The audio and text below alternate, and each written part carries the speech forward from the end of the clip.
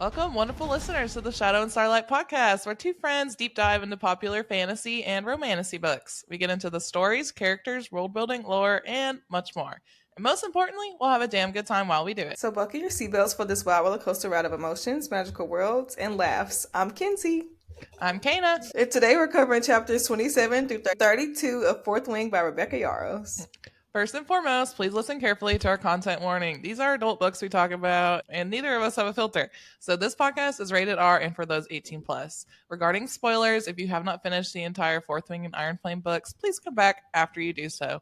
While we are discussing this stretch of chapters, we will be doing so with the perspective of what happens in the rest of the books for better understanding. This will help us dive deeper into the theories and appreciate the masterful foreshadowing of Rebecca Yarros. So going forward, all episodes on our show will contain spoilers for the whole series in question. Next, if you like what you hear today and want more, please come back next Thursday, and next Thursday, and next Thursday, and next Thursday, and every Thursday after that for a brand new episode. As a toddler podcast, we would love to hear your feedback to better ourselves and expand our book-loving community. Please feel free to give us reviews, reach out to us on social media, and follow us on TikTok, Instagram, and watch us on YouTube at Shadow and Starlight Pod. Yes. The biggest thing you can do for us, if you really like our podcast, is tell a friend, because you guys are bookish crazy like us, and you probably know other bookish people. So tell a friend. We just want more people to come and listen and to make this community bigger. But yes, anyways. Drink of the pod. Violet inspired me last episode, so I'm drinking orange juice. Fuck you, Jack Harlow. I'm drinking hot cocoa because it's getting cold and this is my favorite time of year, and I love waking up and making hot chocolate. And you're weird and you don't like coffee. That too.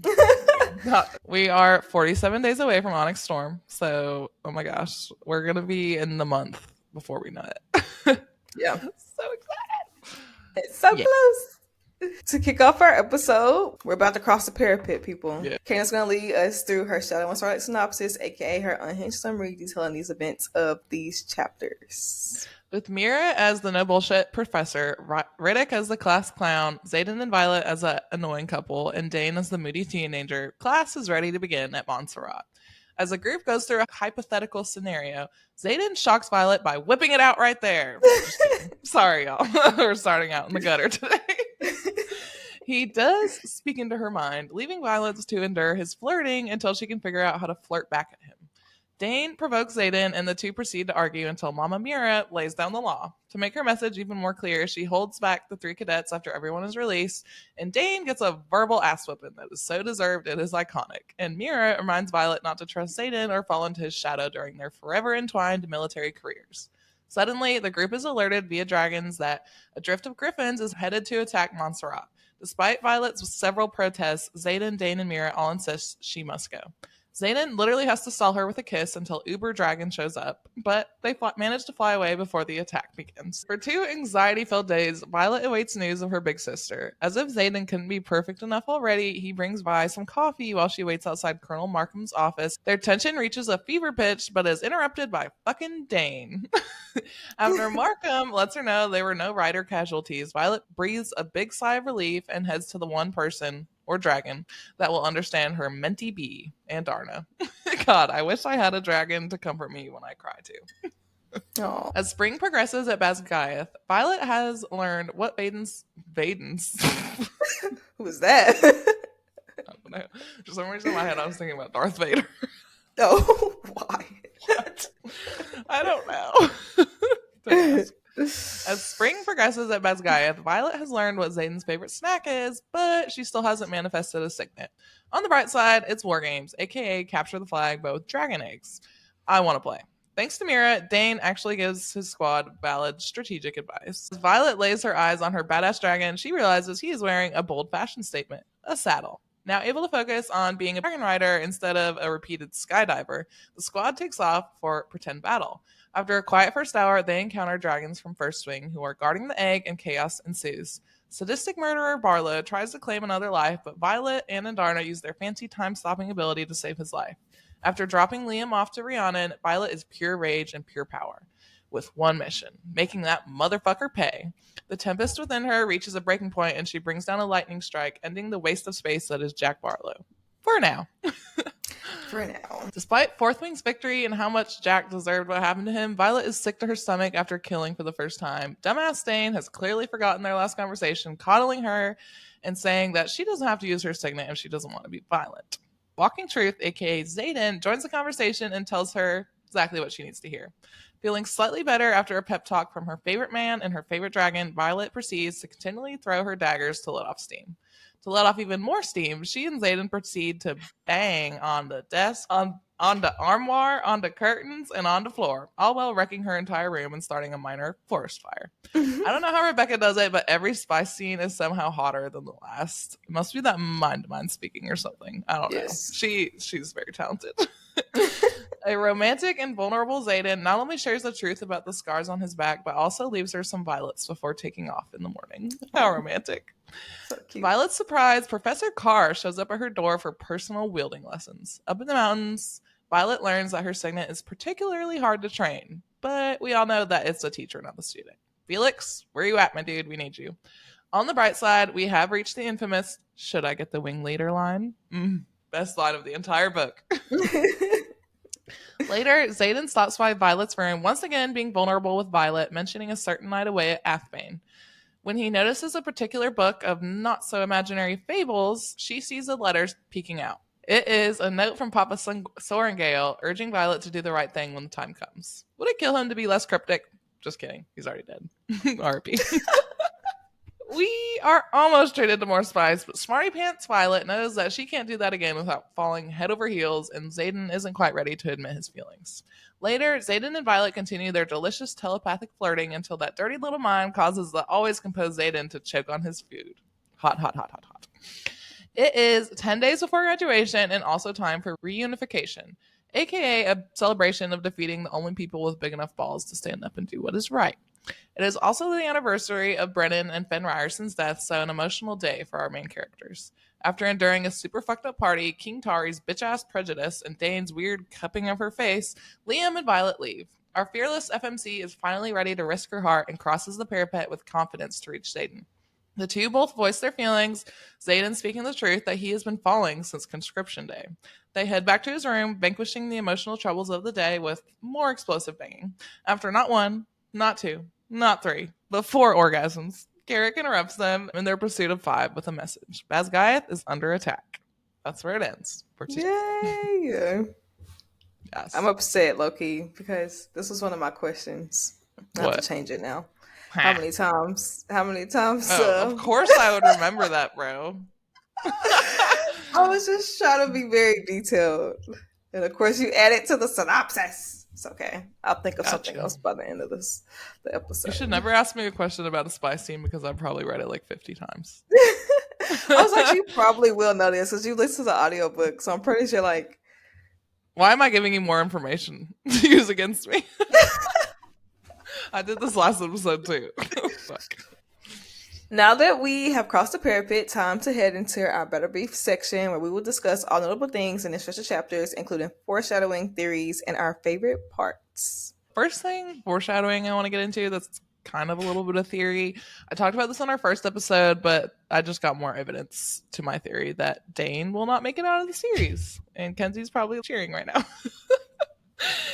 When they're preparing to flee Montserrat, Violet says this in her internal monologue, quote, "I'd never be able to live with myself if something happened to Dane on my account. He may have been an ass the last few months, but that doesn't negate the years he's been my best friend," end quote. First of all, just because he's been your bestie forever doesn't negate all the terrible shit he's been doing this entire book, but I also get it.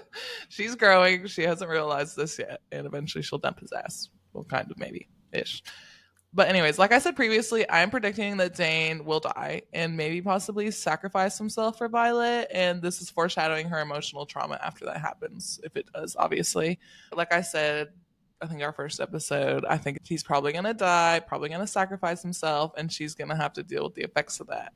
Even though she's super pissed at him for the way he's been acting, she's already saying, I could never live with myself if something happened to him. And yeah. What do you mean? You're like, please sacrifice yourself.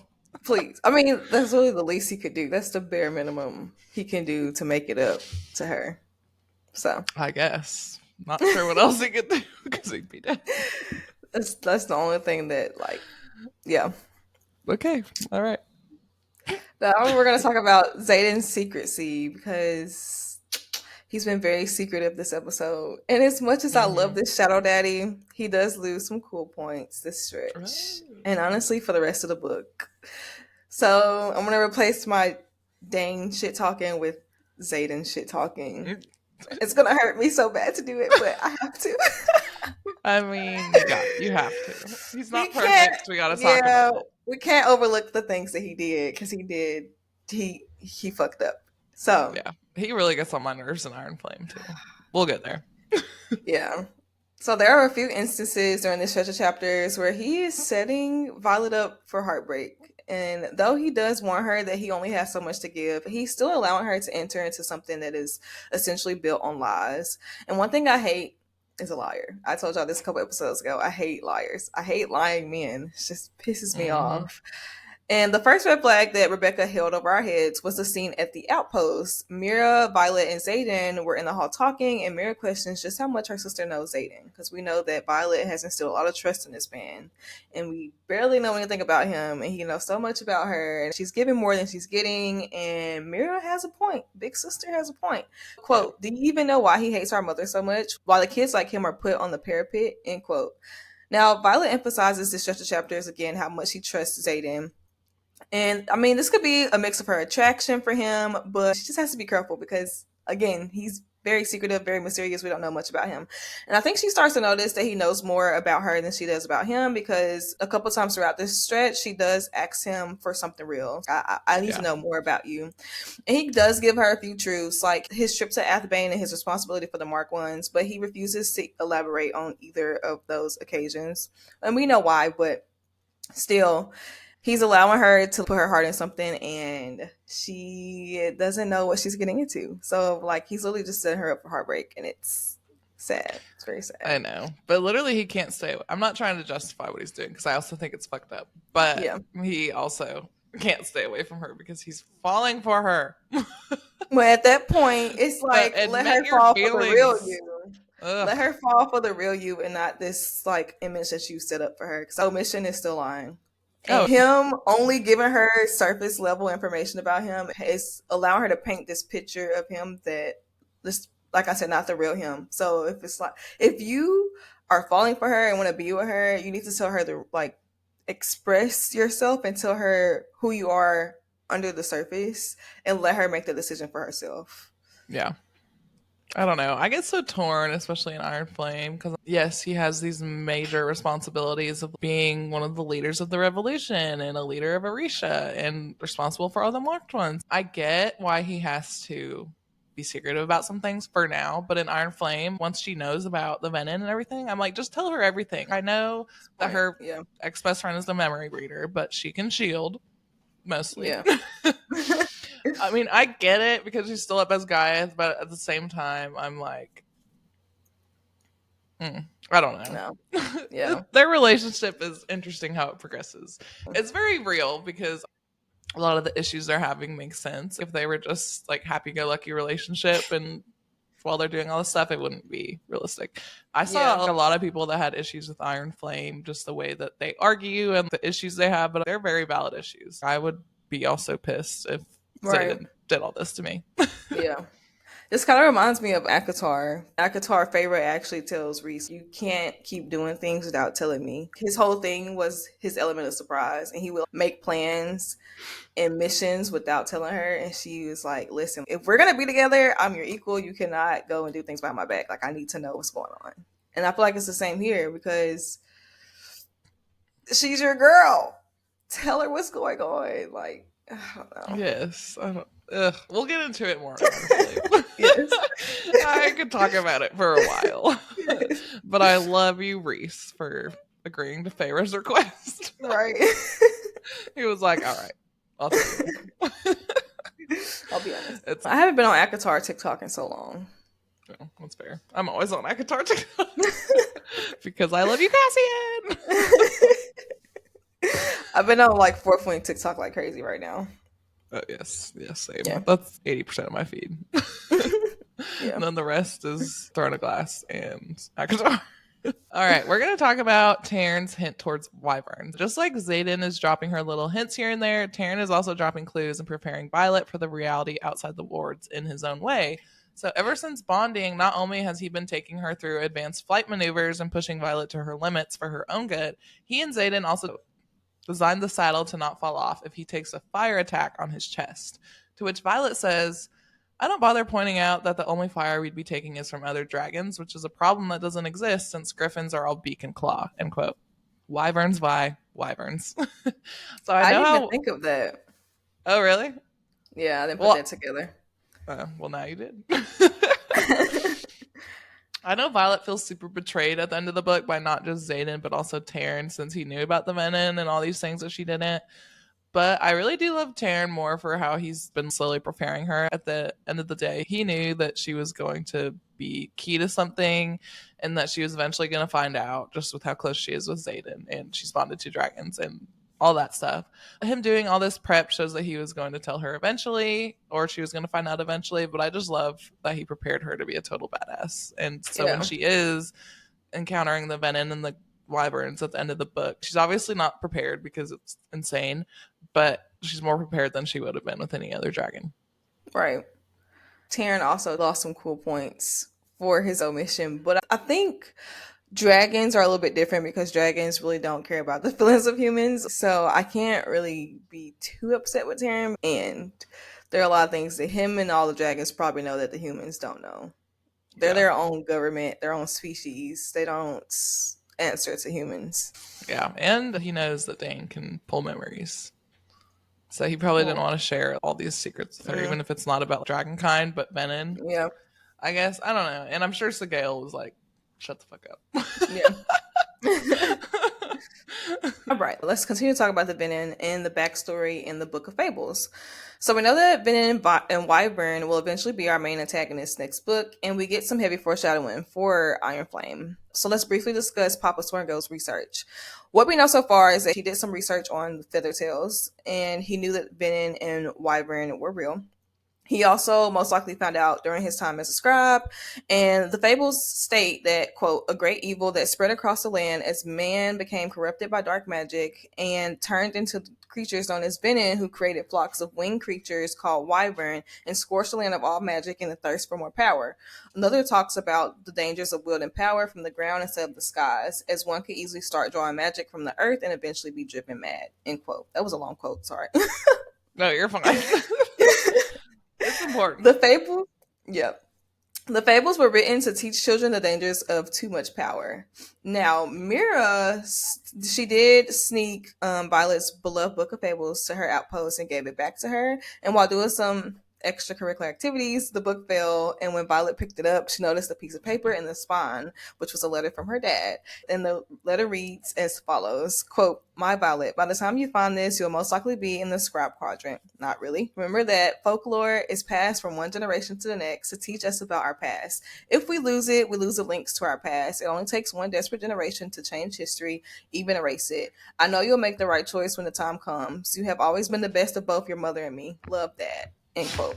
I think he left her this letter, obviously, because she is more so like him, and I think that he knew if she figured out about the wyvern and the venom, she would do the right thing versus what her mother is doing, hiding it from the rest of Navarre. But I definitely think that he had the most faith in her to do the right thing if she found out. And obviously, he expected her to follow into his footsteps and be a scribe. So I think he expected her to find out in a different way than the way that she's found out now. On the reread, this scene raised a lot of flags for me because Xaden is obviously making connections between what he knows and the letter that her father has left them.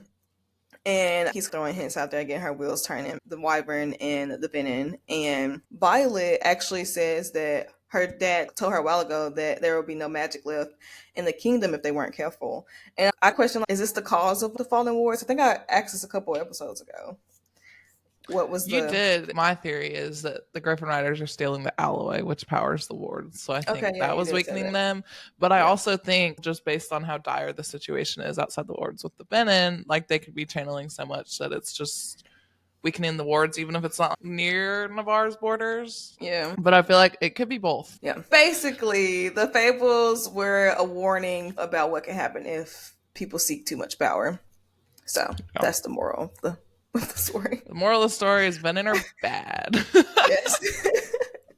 Very, very bad. You'll go crazy if you take too much power, which is true in real life. Yeah. Yes. Yeah. Yes.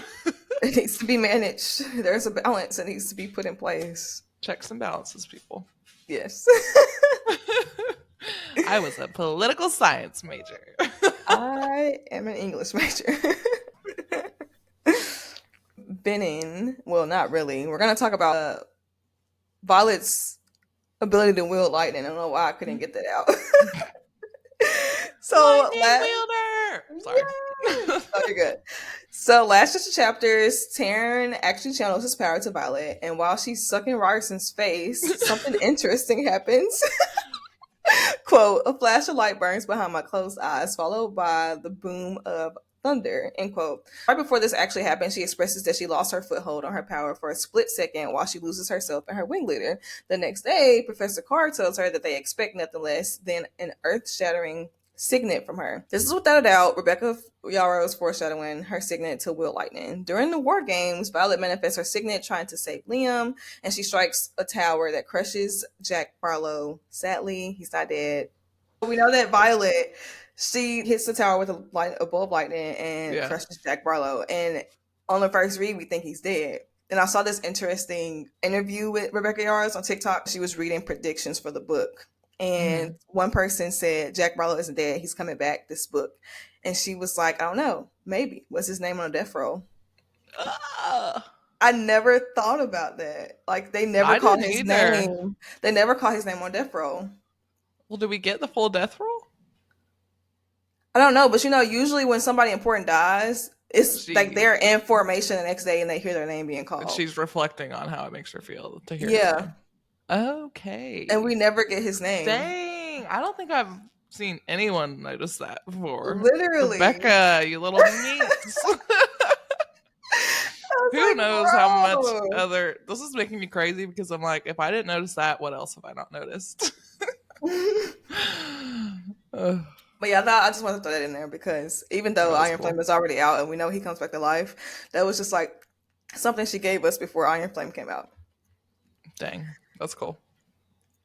So once she actually wields her lightning, Xaden says, quote, lightning, your signet is lightning, isn't it? He looks at me with such intensity as though my answer is the key to whatever he needs, end quote.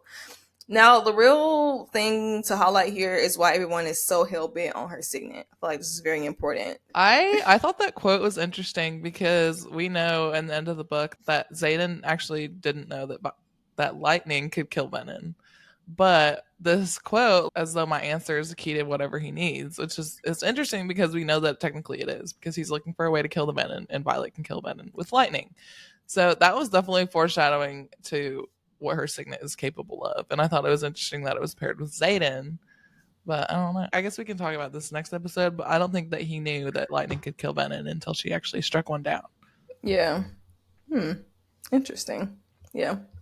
We know that she's a part of Vesgaia, which is a war college. Right after she strikes the tower and kills Jack Barlow, she has a breakdown. Not only that she killed him, but the fact that her signet resembles something so violent. And she's like, they're going to use me as a weapon. And I think that also kind of highlights how powerful her signet is and how she's probably going to be expected to help with this war between the Venom and Navarre. Obviously, at this point, she doesn't know that she'll be on the side with Xaden fighting this war, but eventually she expects it to be used as a weapon because her signet is so violent.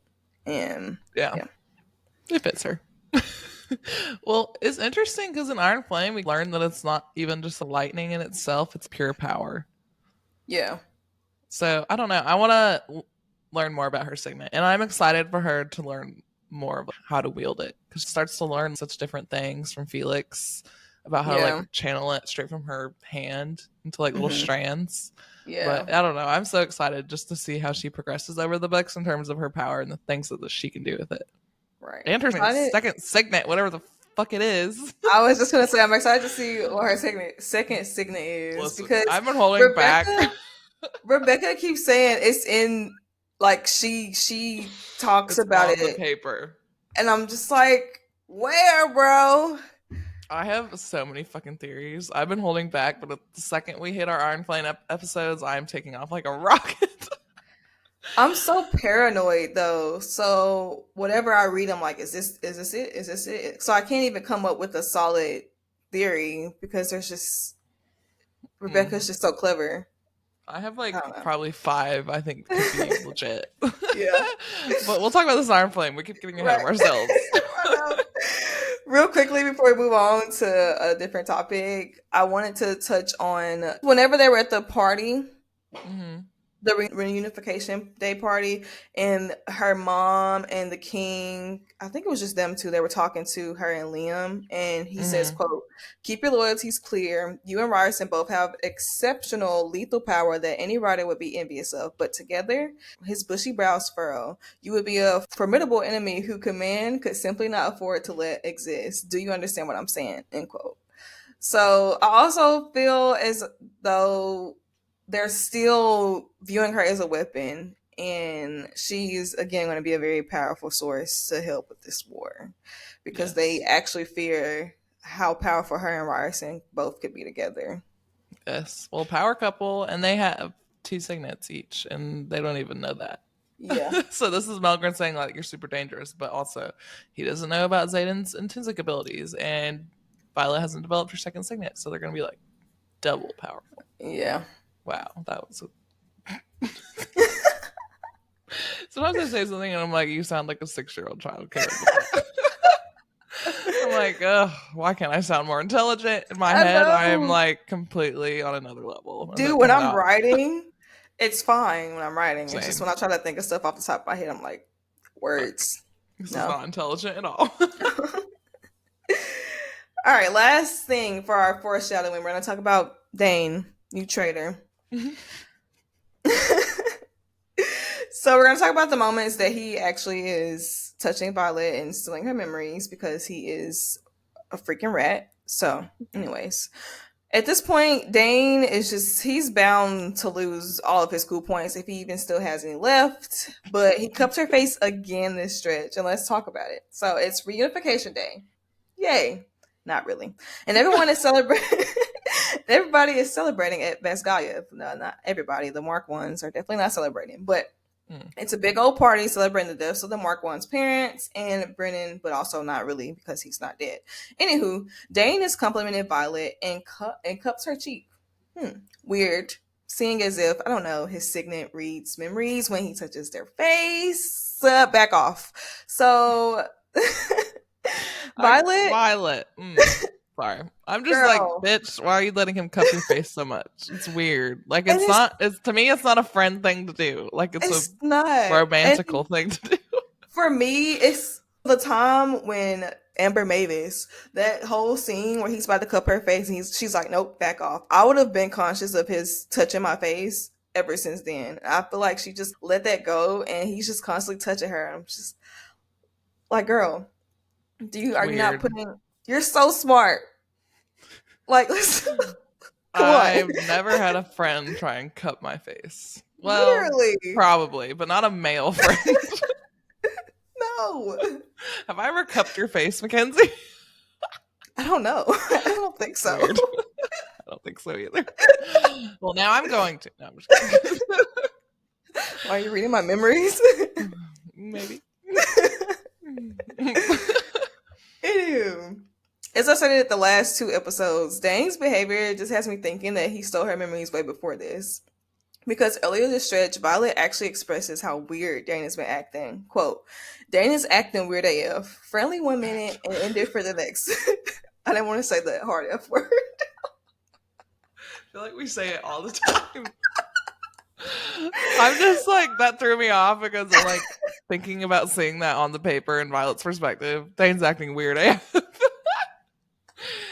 I don't know. It's something about the F word that just throws me off. I hate saying it. Like, I will say it, but sometimes I'm just like, oh my gosh, it's so strong. Damn. I feel like I've used it so much it's lost its strongness. There are other words that I use, but like this mixed with mofo, I like mofo is hard for me to say. It's so strong. So strong. So just say mofo. I actually like saying mofo more than motherfucker. Yeah. Which is why I said AF. I was like right now, I was like, I'm not gonna say that. I have to like naturally say it. I can't just read it. I don't know. I need to go back and count how many times I curse in the synopsis because it's a lot. People are probably like, my God, this woman's got a dirty mouth. I mean, we did give you No a warning idea. at the beginning. Yeah, we did. I said we don't have a filter. Right. So I have a few different feelings for this. I think that yes, Zane is acting weird, probably because she bonded the dragon that's made it with Zayden, so they have to be super close. So he's probably just staring clear of her because she's always with Zayden, always around him. And I don't know if he really thinks he can trust her at this point or not. But I don't know, his actions just strike me as weird, and I feel like again he's read her memories before this, or I don't know. It's very weird how he's been acting. I know for sure this scene is when it really clicks, but I don't know. He's weird. Suspicious. I don't like him. All right, we're going to get into our theories section, and I have a couple I'm excited to talk about. So I have a theory that maybe Liam was destined to die again, because with Violet's assistance, he did cheat death this episode. Quote, I can't help but wonder if somewhere on that plane of existence, Malik sits on his throne, angry that I stole a soul from his grasp, end quote. And then Violet follows that up with saying she technically gave him Jack's soul, but we actually know that's not true, because he wasn't on the death roll, like Mackenzie just said. And then we also know that his soul was mended by Nasty Nolan, who I hate, but don't get me started. It is said before, no power can resurrect a soul, and I feel like this is maybe similar in a way. Violet did essentially cheat death by stopping time and stopping death itself to save Liam after Jack stabbed him. Obviously, the Venom are what kills Liam via his dragon bond, but I wonder if in some way Malik was a part of this. If everything we have read about Malik is true, he doesn't take kindly to people treading on his territory. He who does not burn for Malik will be burned by Malik, and how it's a grave offense for people to keep belongings of dead ones. And we have also talked about another theory that Violet has a special connection to Malik, which is maybe what allowed her to cheat death in this case and keep Liam's belongings after he passes. But I don't know. In this case, Liam wouldn't have necessarily been destined to die, but Malik does let Vi get away with things that others can't. But I don't know. I just wonder, because he almost dies, and then a few chapters later, he dies for real. Yeah. So I'm like, was he always destined to die? Was it unavoidable? I don't like. It's not really a super important theory. It's just a thought I had that I wanted to include. Okay, let's talk about Violet's signet. After manifesting the signet and committing her first murder, yay, Violet is sick about her signet and what it says about her. Quote, everyone has a signet that isn't just useful for battle. They're tools for good in the world. And what the hell am I, Zayden? I'm a fucking weapon. End quote. Oh my God. I'm a effing weapon. I was like, I'm just gonna be an adult and just say it. You can say fracking. Fracking. Like the iPhones. Like Siri. Yes. So if her signet reflects who she is at her core, does that mean this pure power is just a reflection of how badass she is and that she's destined to do big things? We think she was given this power or the signet as a weapon to protect those that she loves, because she is very adamant on making sure that people she loves are safe. That is her biggest thing, like i.e. the battle at the outpost, and they literally had to beg her to leave. She didn't want to leave Mira behind. We know that she, again, is compassionate. And even Zayden thinks so and tells her this. Quote, it's power like yours that saves lives, end quote. Yeah. I hated that she was so distraught about her signet, because we know it's a reflection of who they are, and she's just not looking at it in the right way per se. Yeah. But also signets arise out of a great need for something, and she needs something to protect her friends. And she may not know Venom exists yet, but she does need something eventually to protect herself against them. Right. So I thought that was interesting how her signet manifested into that specific thing even before she knew she needed it. Right. Yeah. And we were just talking about how lightning is the key to killing Venom, and that's going to potentially help her save all of her loved ones. Yeah. Sally not Mama Sworn Girl, but the rest of the people she will try to save. So. And Liam. Oh, and Liam. I also think her emotions in this scene when she kills Jack Barlow, I think it's just because of the way that she first used it when it manifests, and it was to knock a man down. So that probably also adds to all the emotions that she's feeling. If she would have manifested in a cool way, like, oh yes, lightning, but she used it the first time to kill a man, so she's probably freaking out. Like, oh Technically not, because he's not a killer. Dead, but yeah. You're not actually a murderer yet. Not yet.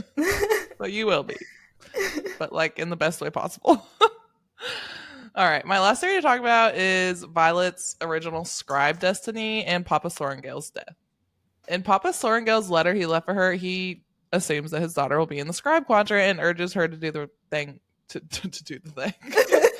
And urges her to do what is right, aka revealing Navarre's lie. So he knows that she was on track to become the new curator of the scribe quadrant. She was Markham's little protege. And so I think her father was hoping that when she gets to that point and learns all about this, that she'll find a way to reveal the truth to everybody. But my theory is that Lilith changed Violet's quadrant destination for, well, I have a couple theories for one or more reasons.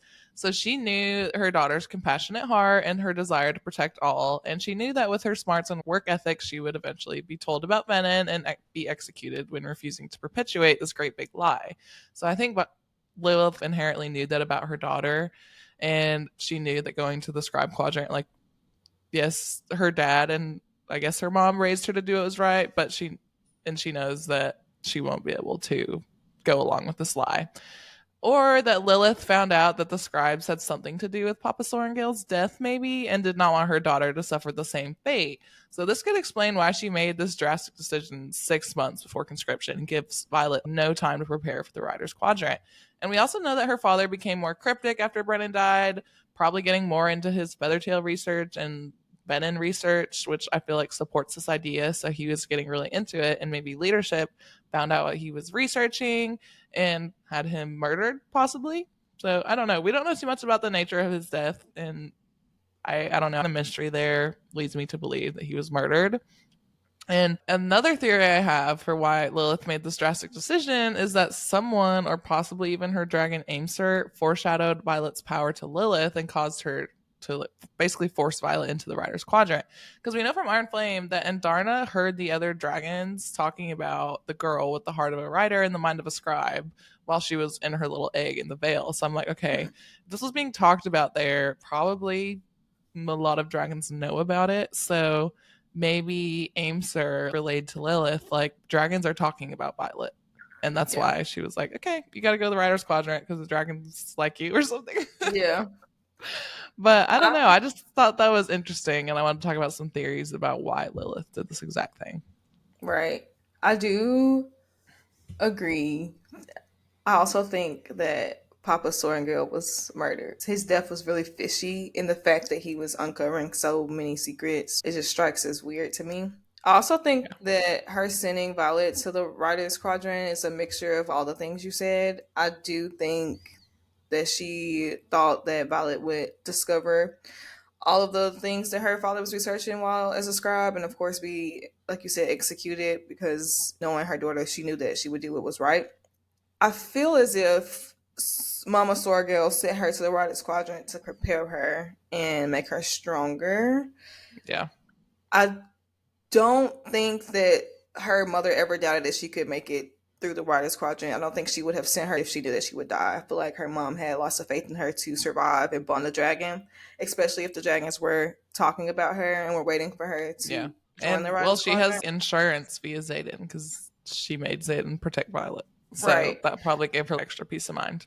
Yeah. So I do think that it was a combination of both. Knowing that she would not be as successful as a scribe because of things that were hiding, and also trying to prepare her for what is actually out there. Mm-hmm. Yeah. All right, let's hit our favorite parts. One of my first ones was Violet and her banter with her dragons. I just eat up every slice of conversation that she has with her two super amazing badass dragons, and I'm going to highlight this instance in particular because every time I've read this book, which is many, many times, I laugh out loud. Quote, "Quit telling Sigale about my sleep habits. I grumble at Taryn. I'm not dignifying that demand with a response. Andarna is my favorite." I love from day one since she met Taryn. She's so sassy and authentic and just herself. And considering everything we know about dragons, I feel like I would be like, yes, sir. Yeah, no, sir. Right. I was scared. But she's just like not afraid to talk to him in her own way. And it gets even more unhinged as the book progresses, and just Andarna and Taryn add on to that. I just think Taryn's grumpy dad energy plus Violet's sassiness plus Andarna's cuteness and of course eventual sassiness is the best literary trio and so entertaining as a reader. The plot in this book is so good, but it's things like that that just make me love it even more. And I also love that we bit by bit get to explore and learn the dragons' personalities as Violet communicates with them. I just think it's so interesting to see them unravel. Yeah. She's sassy from like the first few chapters. I didn't realize that until I was watching people's auditions for Violet on TikTok. And her scene where Dane takes her up to his room to wrap her ankle or knee, whatever was hurting at the time after crossing the parapet. That whole scene, she was just like really sassy and just like, Dane Atos, you've seen me in a swimsuit and this and that. And are you telling me it's the leathers that do it for you? And I'm like, I never picked up on that. And then her ability to just be so sassy with Xaden, him being so high up in rank and her never cowering to him also shows that. One thing I loved about Violet from the beginning, especially in that scene, I picked up immediately how confident she was, and she's not afraid to flirt and make it sexual. And I love how she talks about sex and how she is about sex, because I do feel like it's a very healthy role model for young women nowadays, because I feel like a lot of times there's a shame to it. And I also like in fantasy books where it's not the trope where like she's a virgin, she's never had sex before. I like it that in one scene she's like, God, I miss good sex, and she's so positive and nonchalant about it, and I really love that about her. It just makes me love her more, and I just like it when it's not like the virgin maiden trope, and it's like she's fucked, she knows what she's doing. Right.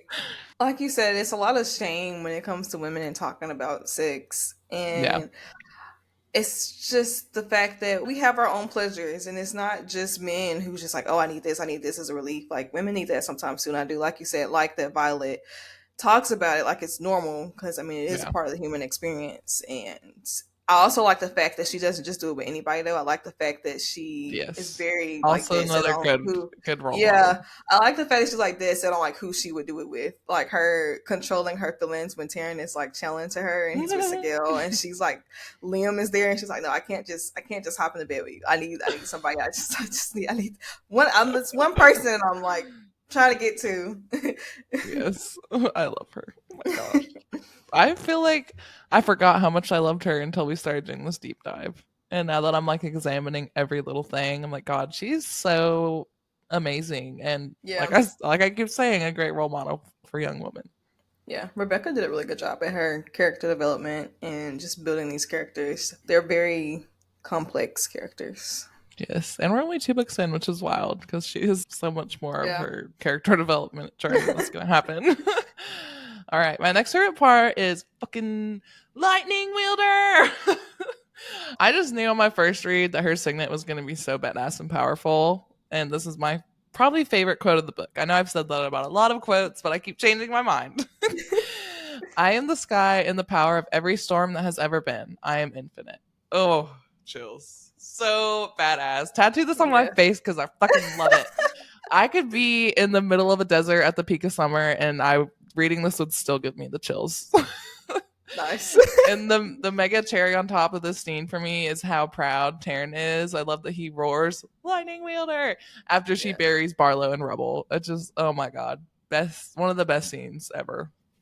Yes, and just to piggyback off of that, because I also was going to talk about this, but I was like, I might as well just add to what she's saying. This scene also gave me chills. The pride that we get from Taryn is just so wholesome, and I was just like, oh my gosh, this is so cute, because he was so proud of her. And I know that he always believed in her, but when she wielded it for the first time and like his roar of pride, it was just like, it was such a like cute little moment. I was so like, oh my gosh, he's so proud of her. Proud dad moment, proud dragon moment. All right, my last favorite part was once again Taryn and his saddle. And I'm obsessed with this part for so many reasons. One, that Xaden took the time and risked getting roasted, basically, to make sure that Violet can stay on her dragon. And it was not a selfish reason, but obviously he was like, I'm chained to you. You need to stop falling off your fucking dragon. But it was so sweet, the care and time he put into making it. And two, Taryn actually let Xaden make him one and wears it shamelessly, even though everything we know about dragons makes that seem kind of crazy. Yeah. And three, Taryn's reaction when Violet first sees him wearing it, quote, I hear it's all the fashion. I just love this dragon, man. I love him so much. Oh, yes, the biggest, baddest battle dragon to ever exist is wearing a saddle to help his rider. Yes. But it was so sweet of him and Xaden to make it happen for Violet, because she is stressed about so many things at this point, particularly her lack of signet and everyone trying to murder her, fucked up family, Jack Barlow, oh my gosh, all of it. And I just laugh so hard because I have this picture in my head of Xaden trying to get this on Taryn. The whole scene, I can feel like I can just imagine it playing out, and it's so funny. I want a bonus chapter of when Xaden put the saddle on Taryn for the first time. Yeah. What does Taryn say? He's like, you had the gall to pinch my chest scales. Okay. I want to start off my favorite moments, actually talking about my own heartbreak, the special chapters. It's an interesting favorite part. Okay, I'll explain to you in a second. But yes, I feel like I'm such an empath, and I always feel bad for people when I know that they're going through something, and I am mentally preparing myself for Violet's heartbreak. So this is kind of just her projection of her heartbreak on me, basically. Okay. So dealing with a man like Xaden, with his mysterious and secretive self, the heartbreak is inevitable, and my heart was in fact broken this stretch. It was right before our deliciously long spicing when Violet is bearing her soul to Xaden and actually confesses that she is falling in love with him. And then she proceeds to say, quote, but if we're doing this, then we're starting from a piece of complete honesty. Just knowing all the things that he held out on, like talking about her brother in the past tense, knowing damn well that he's still alive, and only feeding her half-truths, it just all hurt so much because how in the dark that she is about all of this, and my heart, like I said, just broke for her. And rereading the scene after knowing everything that happens, I read that quote about her starting from a place of complete honesty, and I cut my Kindle off because I got just that upset. I was like, no. And I took a 2-hour break from reading the book because I was like, I can't go anymore. It was so sad. This is just me being an empath, and it just hurt my heart so much to go through this again, knowing that what she's about to experience. Like you said, like I forgot how much I liked her as a character, and I don't want to see her get hurt. That line hits extra hard. Yes. I was like, no. I read it and I was like, damn. Like, no. He's lying. Anyways, moving on. He's a liar. Now let's talk about how much we love him. Now let's talk about how much, yes, we love him. So I want to talk about the romance, because we do get a lot of romance and a lot of spice this section. I am still upset with Xaden, let's put that out there. But I cannot deny how smooth this man is. The amount of pickup lines he had this stretch, I was like, oh my gosh, you're making it so hard for me to be mad at you. Like the one scene where she came back from the party and she found him on the parapet, and they're walking up to his room and she's in front of him on the stairs, and he finally realized she has a slit in her dress. He's like, was that always there? And she was like, that's what you get for walking behind me. And he was like, well, I can't complain about the view from the back either. And I was like, damn. Smooth operator. So smooth. It's just the things that he says and his like quick rebuttals and the banter that he gives us this stretch. I don't know. And I also love how he is losing his grip on his control. We know that Xaden is such a control character. He has no issue controlling his facial expressions and his emotions. But the whole scene in the cafeteria where he's like choking on his food, and then the scene where they're in class and he yells out her name. So he's definitely losing the grip on his control, and it's getting harder and harder for him to deny her.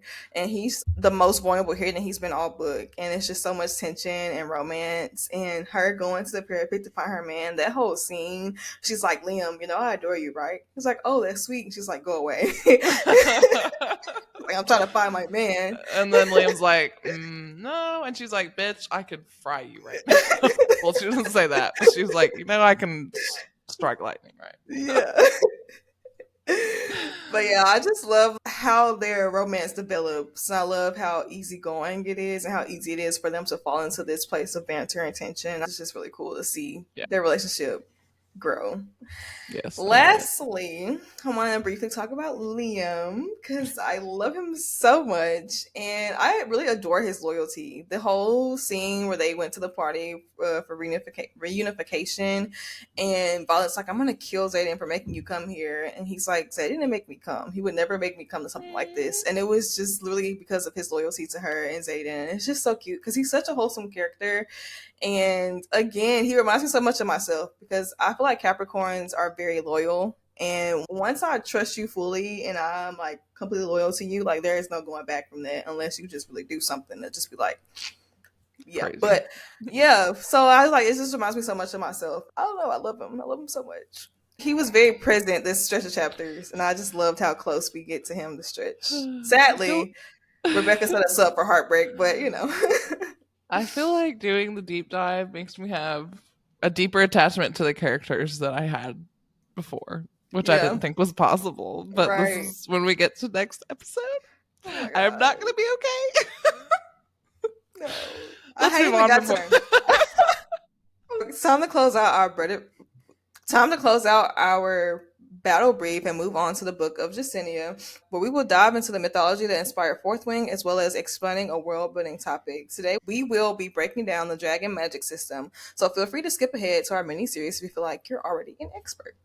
Yes. So for our mythology today, I decided that we're going to dig into like the mythology and lore of dragons and where all of these myths started. So the origin of dragon mythology is notoriously difficult to pinpoint, but we're going to dive into it today and try and give you a little more information. So stories, art, and literature have the appearance of draconic creatures as far back as the Near East, Mesopotamia, and India. There's a stark difference between Western dragons and Eastern dragons as far as the mythology goes.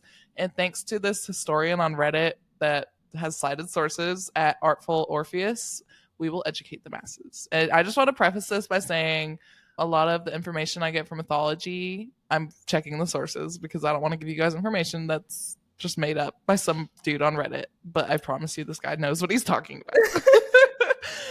But before we get into the difference between the Eastern and Western dragon mythologies, there are some theories of why the origin of dragon mythology actually came about. Yes, dragons may have evolved from attempts to replicate the sound and spiraling forms of thunder and lightning.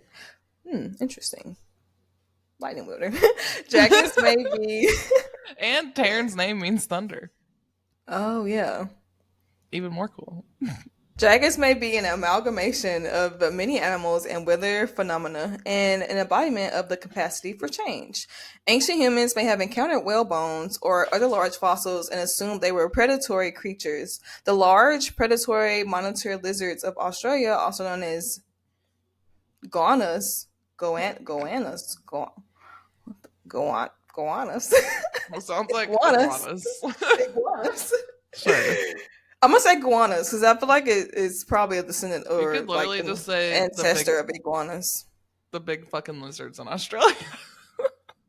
The big lizards in Australia may be particularly responsible for dragon myth, yes. which is interesting because we know bearded dragons are literally lizards, and the scales and the way they move and everything is similar to our mythological dragons. Yes, it's very lizard-like serpentine situations. Anyways, Eastern and Western dragon mythologies have some similarity, with both viewing the mythical creature as magical, dangerous, fierce, and somewhat similar serpentine shape.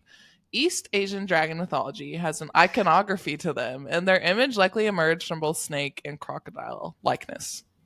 These creatures were venerated as fierce protectors and symbols of prosperity and imperial power. So that's the Eastern dragon. The Western dragon mythology is almost universally universally associated with destruction, chaos, and fire. They are never worshipped, but usually revered as far as Western dragon mythology goes. They're usually intelligent beings, and in Europe specifically, dragons develop the mystical powers and intelligence beginning with fantasy literature in the Victorian era. So this is kind of cool because this is the beginnings of the modern fantasy genre that we all know and love so much. So now you know a little bit about dragon mythology and where modern fantasy came from. Yes, I love learning about the Victorian era. It was such a cool era. And being an English major, all of our literature is based on the Victorian era. Yeah. Now let's talk about the dragon magic system. Dragons cannot use their magic solo, hence why they agreed to bond with puny humans in the first place. Other than that, dragons have the magical ability to communicate telepathically, sense runes, share memories, and of course breathe freaking fire. When these massive beasts do bond with a human rider, it allows the rider to use both lesser magic and a signet as a result of the dragon's magic flowing through a relic they give to their rider via dragon fire.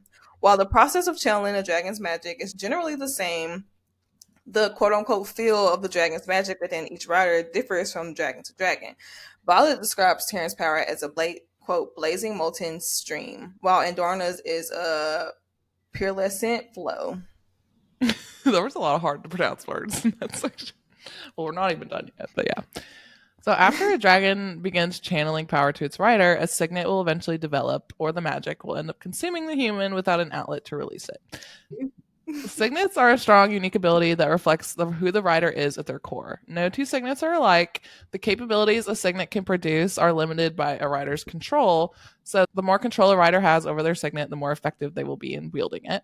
If a rider channels too much magic at any given time, they can burn out and die. However, in the case of bonding a Feathertail, the consequences of burning out actually reverse, and the dragon can risk death when channeling their version of a signet to their riders.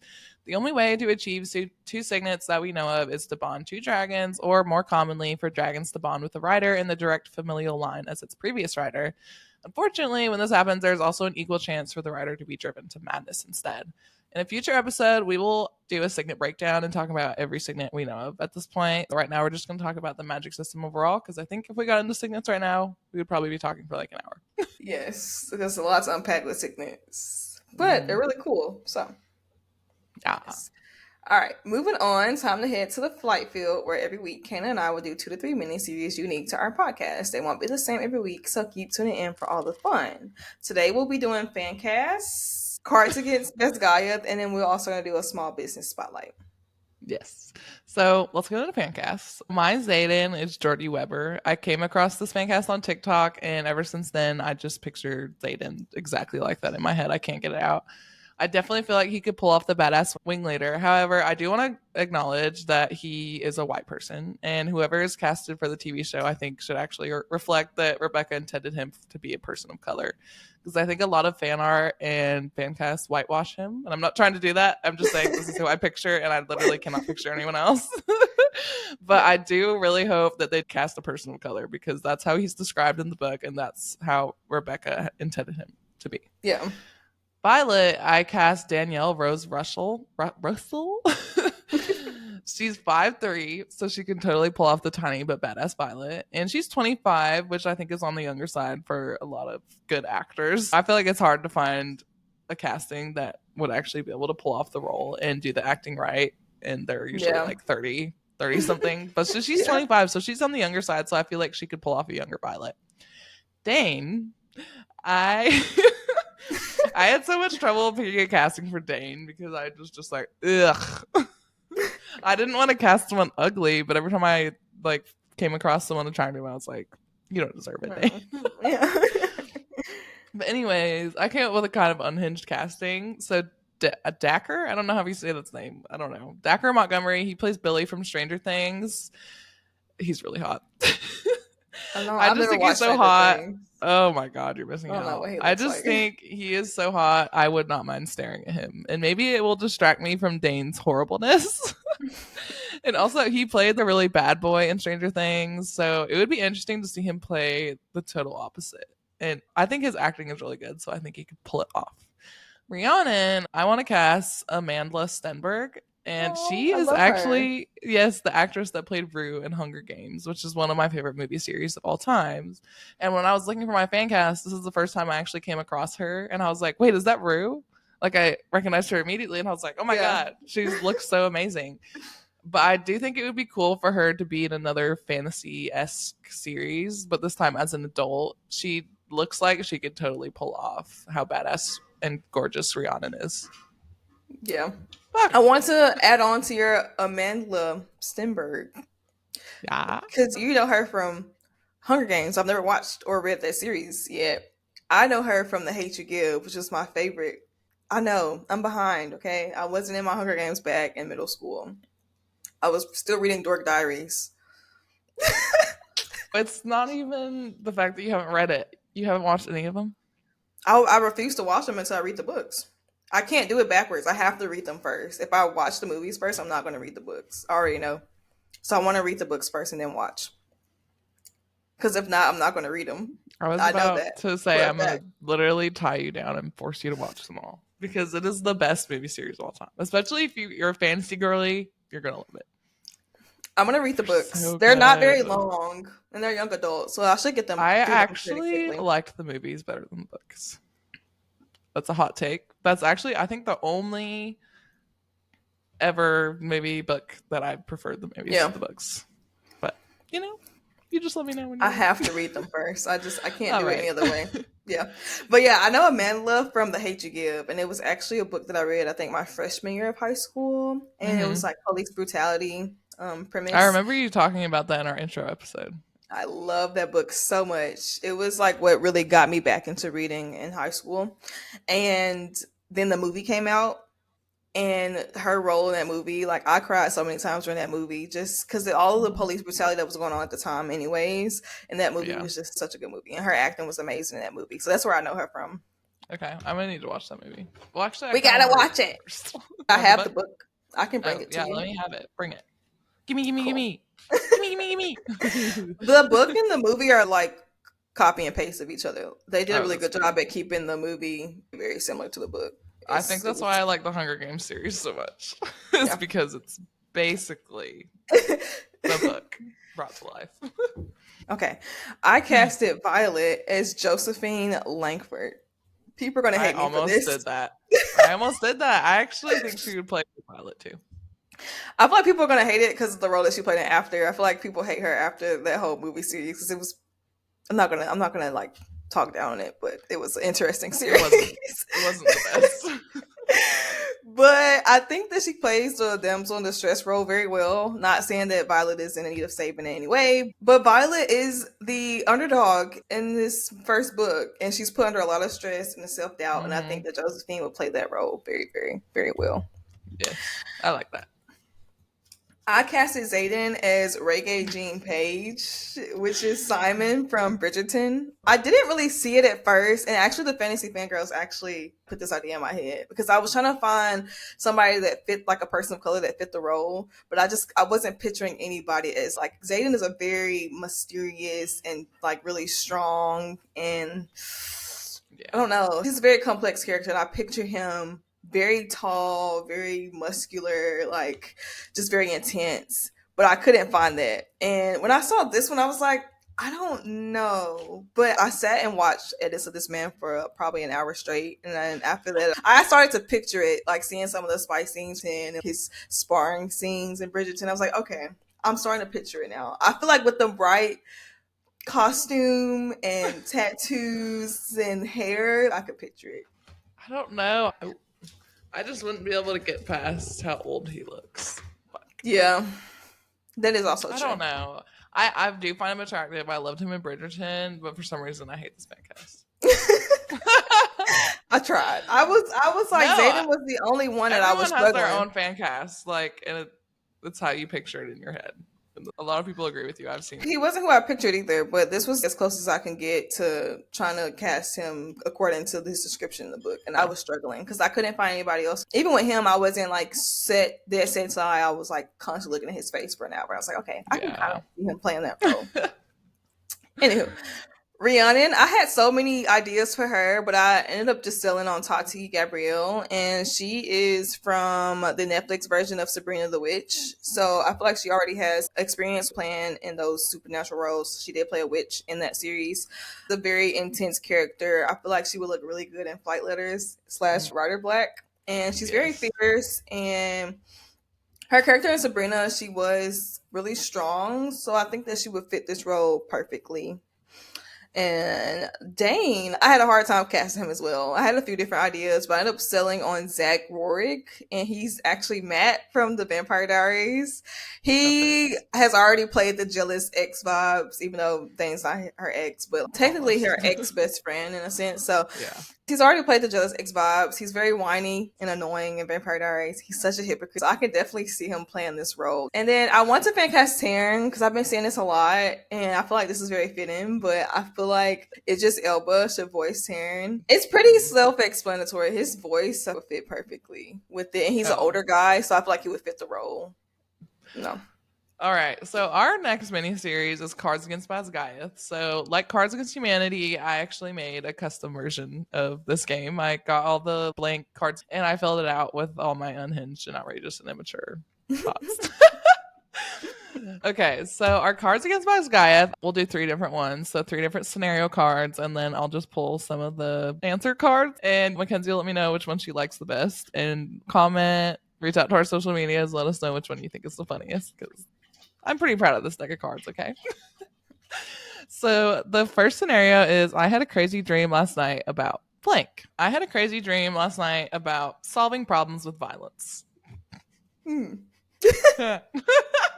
I had a crazy dream last night about a violent orange allergy. Oh, damn. I had a crazy dream last night about life-changing smut chapters. Yes. I had a crazy dream last night about drunk dragon riding. Damn, that's actually kind of cool. Yeah, man. I bet it would be amazing. Can you imagine freshly gardened dragon riding? No. Yes. I had a crazy dream last night about a really cool dragon saddle. All right, which one's your favorite? Life-changing smut chapters, because this stretch was very smutty. It's very smutty, and I am not complaining. All right, our next scenario is my mom would freak if she found blank in my search history. My mom would freak if she found kneeing Jack Barlow in the nuts in my search history. My mom would freak if she found fucking the Wingleader in my search history. My mom would freak if she found poor life choices in my search history. It's not really a Basgaiath themed one, but you know. The next 2 are really funny. My mom would freak if she found Daddy Zayden in my search history.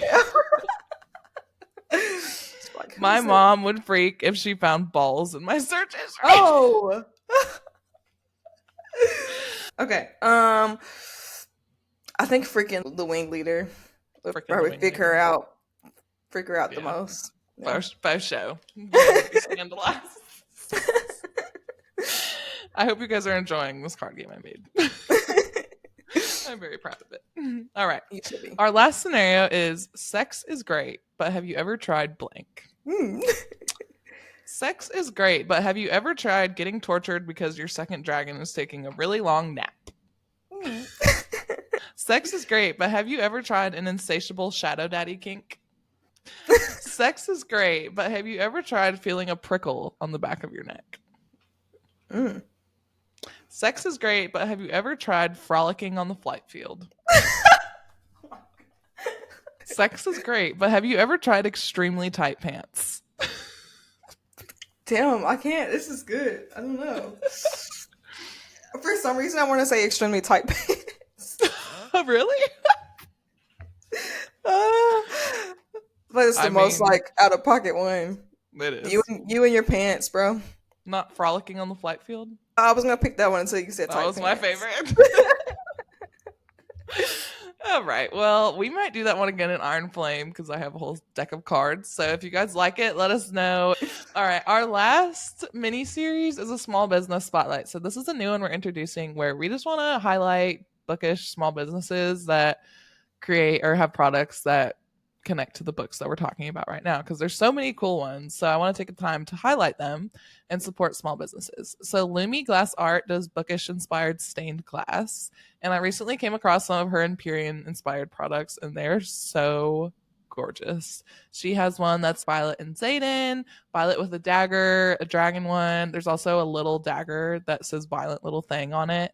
And so cool. And they have Akatar, Quicksilver, When the Moon Hatched, so many different ones, and they're so pretty. I'm gonna get one. So yeah, if you've listened to Quicksilver, When the Moon Hatched, or listened to our episodes about it, or just read the books, go check out those items as well, because they're really cool. And she also has a ton of new stuff releasing all the time that are inspired by all of the most popular books on Book Talk. And most of them, I think, are fantasy books. I think that's mostly what she does. So check it out. She might have, even if it's not one of these book series, if you have another favorite, she might have merch on it. So I will link her Etsy shop in our show notes. So go check it out. And their Instagram is at Lumi Glass Art. So check them out. It's really cool. All right. Before we close out today's episode, it's time to spar. So each week, Kenzie and I will give each other and our listeners 2 trivia questions. At the end of our Fourth Wing coverage, we will tally who has the most points between hosts. Loser will have to do something embarrassing, funny, disgusting, crazy, but the winner, or you guys as fans, come up with. So please, we would love to hear your feedback, ideas, and participation in this section. The current score is I have 3.5 points and Kenzie has 2. So it's a tight race. Okay. My first question, what month is Zayden's birthday? Ah! It's in the spring, isn't it? You're not going to help me. I don't know what month when does spring start again? I don't know. Just like generally the beginning of the year, I guess. Fuck, I don't know. February. Close, but not quite. What was it? March. Damn it. See, I knew it was in the spring or winter, however you want to. I don't know whether it's spring or not. Who brought up Liam after his parents were executed? I remember reading this. Mm-hmm. Don't remember its name though. Firebird. What?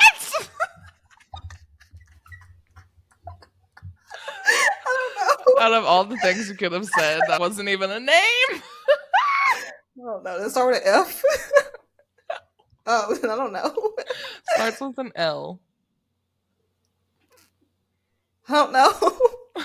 Larry. No, it wasn't Larry. Oh, I'm about to be like, bro. You would definitely remember if there was a Larry in this book. His name was Duke Lindell. Lindell, okay. I think I remember that. Okay. Yeah.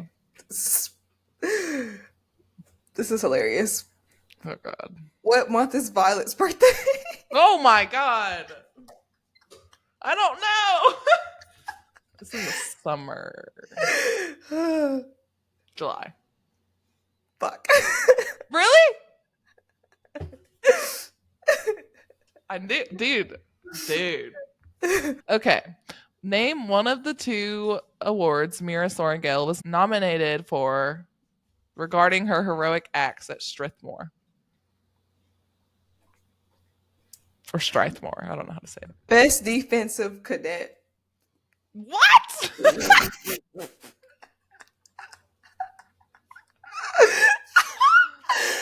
I thought this was easy because you could name one of the 2, bro. Bro, I skimmed that part. And one of the chapter headers at the beginning. Yeah. Okay. You don't know what it is? No. Fuck. It's the Star of Navarre or Order of the Talon. Yeah, no. I wouldn't have gotten that. That's okay. Okay, so our updated score is I have 4.5. Shit. And Kenzie still has 2. But anything can happen. Well, we have been doing 3 for our last episodes of a book, so we'll probably do that again. Cool. Gotta give you a chance. Gotta lock in. Although this is what happens last time when we did Quicksilver, I got overconfident. I was like, I got this shit in the bag, and then you just totally wrecked me with some history questions. All right. That's a wrap, folks. Thank you so much for tuning into our coverage of Fourth Wing by Rebecca Yarros. I can't believe we only have one more episode of Fourth Wing, but it's true. And bring your tissue box because, obvious reasons. We cannot wait to keep digging into all the theories and continue preparing for Onyx Storm with you guys. Yes, join us next Thursday to wrap up our fourth wing coverage, where we will be going over chapters 33 to 39, pages 423 through 498 for your reread or to refresh your memory. Yes, it really does mean the world to both of us to hear your feedback. So please leave us a review, check out our socials, reach out to us if you want to tell us what you liked, what you didn't, or if you want to talk about books with either of us. And make sure to subscribe on YouTube and all major podcast platforms for a freshly baked episode to be delivered to you directly next week. Yes, bye friends. See you next week. Bye, friends. We'll see you guys next week.